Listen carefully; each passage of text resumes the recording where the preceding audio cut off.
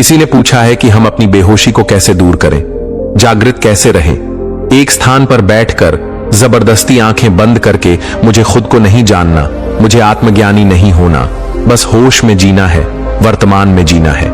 इस दुनिया में 3 तरह के लोग हैं। एक जो सन्यासी हो गए, जिन्होंने संसार त्याग दिया। दूसरे जो संसारी हैं, जिन्हें सन्यास से कोई मतलब नहीं है।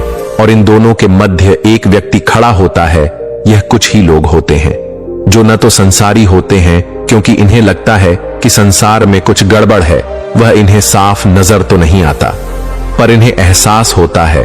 और ना ही सन्यासी होते हैं क्योंकि सन्यासी जीवन इनकी समझ से परे है। एक और जहां एक सन्यासी के जीवन में बहुत सारी चुनौतियां होती हैं और उसका एक ही लक्ष्य होता है और वह खास तौर से उस लक्ष्य की ओर ही बढ़ता है। वहीं एक संसार के जीवन में अनगिनत चुनौतियां होती हैं और ज्यादातर चुनौतियां बेवजह की ही होती हैं और जिनके लिए हम लड़ मरने को तैयार हो जाते हैं। संसार के भोग विलास में लिप्त यह लोग आंख पर पट्टी बांधकर जीते हैं, पर वह तीसरा व्यक्ति जो न संसारी है और न ही सन्यासी है, उसका जीवन इन दोनों से भी जटिल हो जाता है क्योंकि वह संसार छोड़ नहीं पाता, क्योंकि उसकी जिम्मेदारियां बहुत ज्यादा है। और सन्यासी जीवन को पकड़ नहीं पाता क्योंकि संसार का त्याग आसान नहीं है। फिर भी वह कोशिश में लगा रहता है कि कुछ जान ले, कुछ समझ ले, यहीं इस संसार में रहते हुए जागृत रहे। लेकिन क्या इस व्यक्ति के लिए जागृत होना आसान है?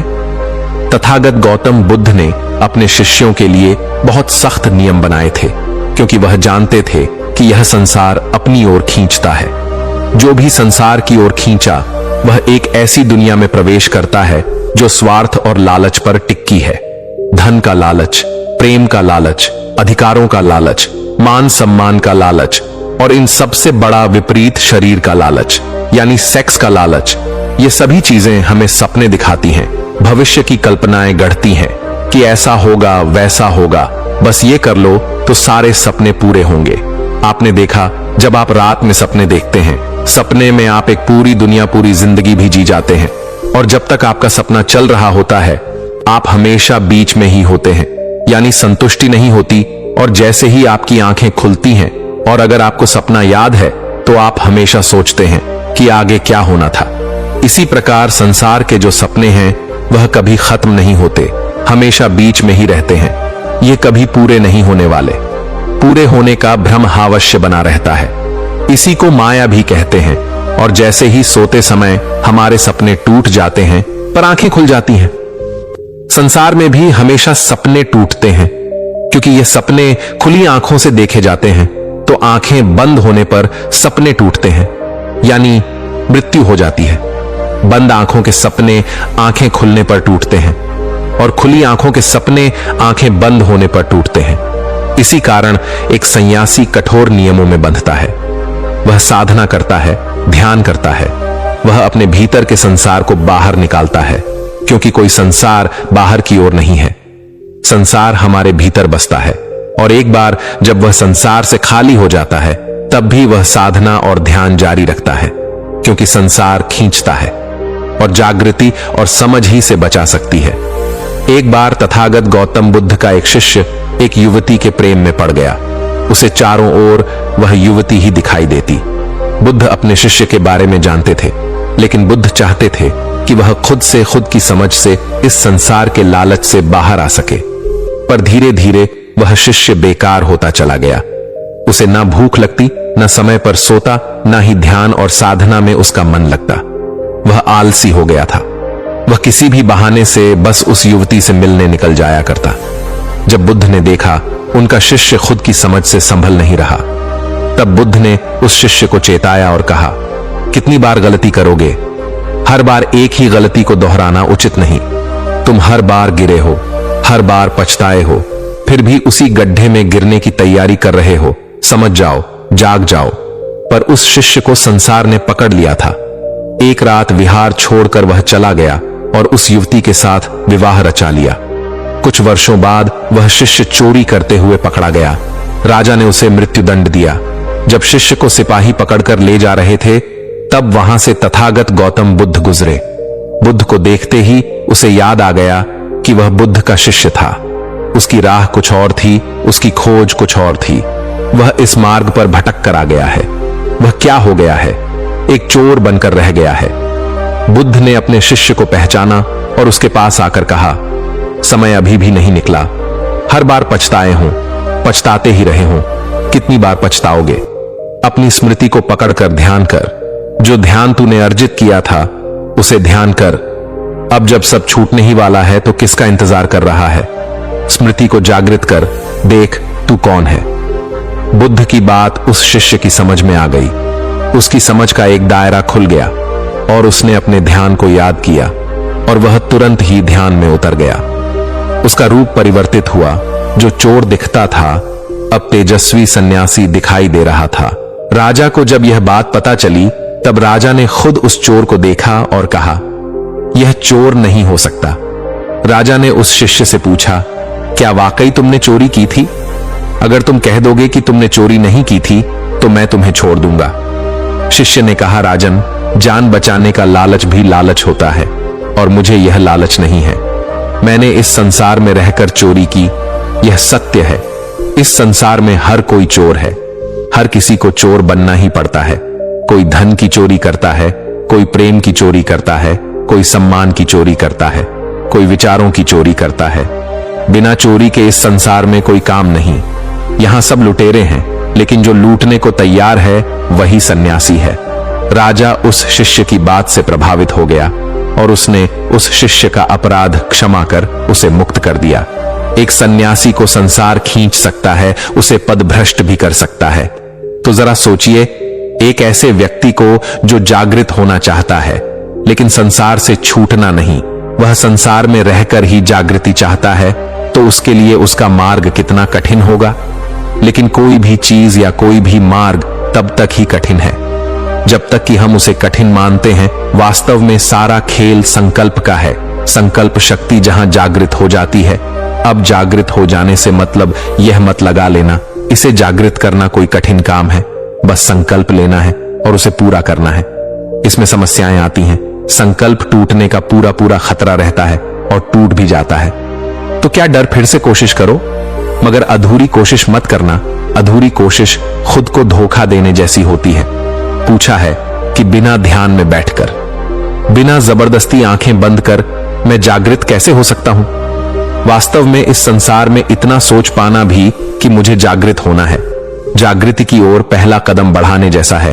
और यह वही सोच सकता है जिसकी आंखों में कुछ रोशनी आ गई हो, जो कुछ दिख पाने में सक्षम हो, जो संसार की माया का थोड़ा बहुत ही सही अनुभव कर पा रहा हो। परंतु कुछ लोग ध्यान की ओर या जागृति की ओर इसलिए भी खींचते हैं क्योंकि वह इसे संसार का हिस्सा बना लेते हैं कि हम ध्यान करेंगे तो हमें कुछ बड़ा मिलेगा, कुछ खास होगा, कुछ चमत्कार होगा, इस दुनिया में हमारा कुछ नाम होगा। और यह सब भी संसार की एक माया है कि आप ध्यान भी कहते हैं, जागृत भी होना चाहते हैं। जिंदगी भर अपने आप को बड़ा ज्ञानी और ध्यानी साबित करने में ही लगे रहते हैं। कोई आपको छोटा कह दे तो तुरंत आपके अहंकार को चोट पहुंच जाती है। तथागत गौतम बुद्ध के दो तरह के शिष्य थे। पहले उनके भिक्षु जो विहार में रहते थे और संसार से बिल्कुल अलग अपनी साधना में ही लगे रहते थे, उनके लिए नियम बहुत कठोर थे। दूसरे शिष्य जो संसारी थे, जिन्हें उपासक कहा जाता था, इनके लिए नियम अलग थे। यह शादी कर सकते थे, व्यापार कर सकते थे, संसार के सभी काम कर सकते थे, पर इन्हें भी कुछ नियम मानने होते थे, जैसे चोरी नहीं करना, झूठ नहीं बोलना, नशा नहीं करना, अत्यधिक धन इकट्ठा नहीं करना, लोगों की मदद करना, लालच नहीं करना, सही दृष्टि उत्पन्न करना। भिक्षु के पास जाकर ध्यान की शिक्षा दीक्षा लेना ऐसा इसलिए किया जाता था कि जो उपासक हैं वह जागृत रह सकें, वह संसार में रहकर भी संसार से दूर रह सकें। इससे पहले कि हम जागृति के मार्ग पर आगे निकले, ध्यान, होश या जागृति का मतलब समझ लेना जरूरी है। हमने अपने लिए इन शब्दों के बहुत बड़े मतलब बना रखे हैं। ध्यान का नाम लेते ही पता नहीं आपको क्या हो जाता है। आपके दिमाग में बहुत सारी चीजें चलने लगती हैं, कुंडली चक्र वगैरह, बहुत कुछ, सब कुछ। जबकि ध्यान का मतलब उसके शब्द में ही छुपा है। ध्यान का मतलब है, ध्यान जरूरी नहीं है कि आप आंखें बंद कर बैठकर अपनी सांसों पर ही ध्यान दें।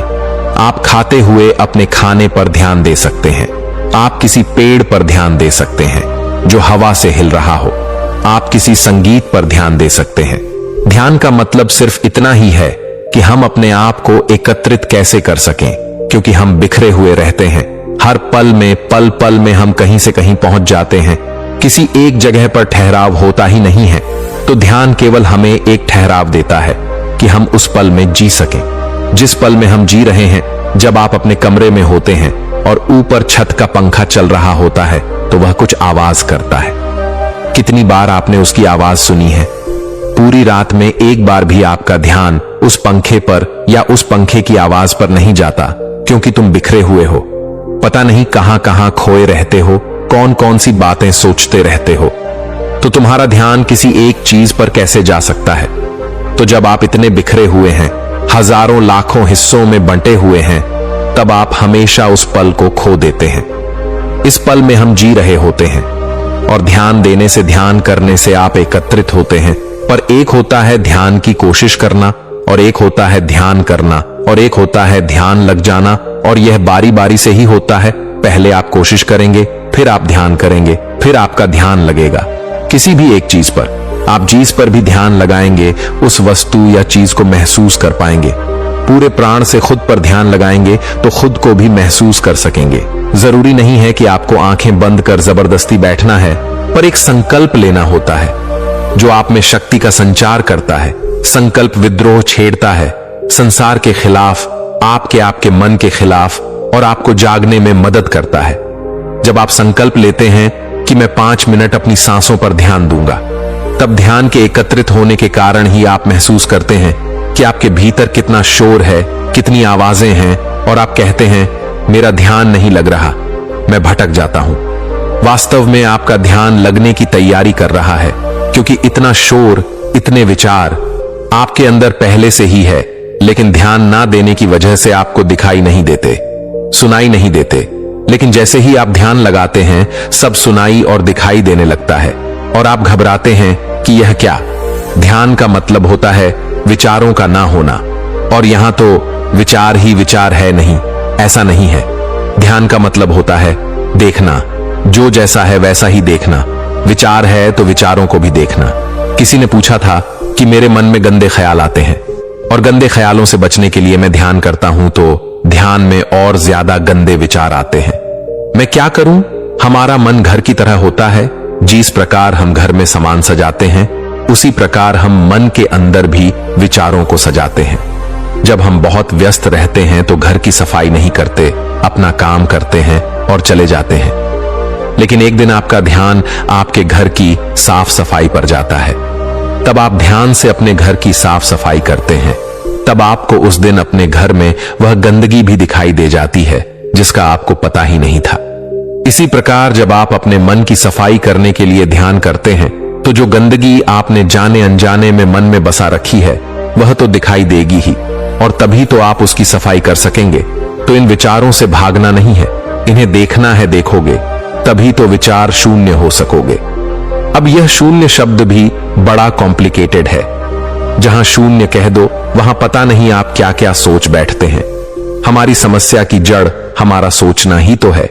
जब हम निर्विचार होकर सोचते हैं तो सत्य को पाते हैं, पर जब हम अपने पूर्व विचारों से भरे हुए सोचते हैं तो विचारों की एक ऐसी अनंत श्रृंखला बनती है कि हम उसमें खो जाते हैं।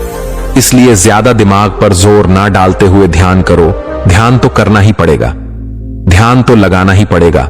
आंखें बंद कर नहीं कर सकते तो आंखें खोल कर कर लो। अपने भीतर ध्यान नहीं लगा सकते तो बाहर ही ध्यान लगा लो। सांसों पर नहीं लगा सकते तो किसी चिड़िया की आवाज पर लगा लो, किसी संगीत पर लगा लो। कैसे भी करके अपने आप को एकत्रित करो।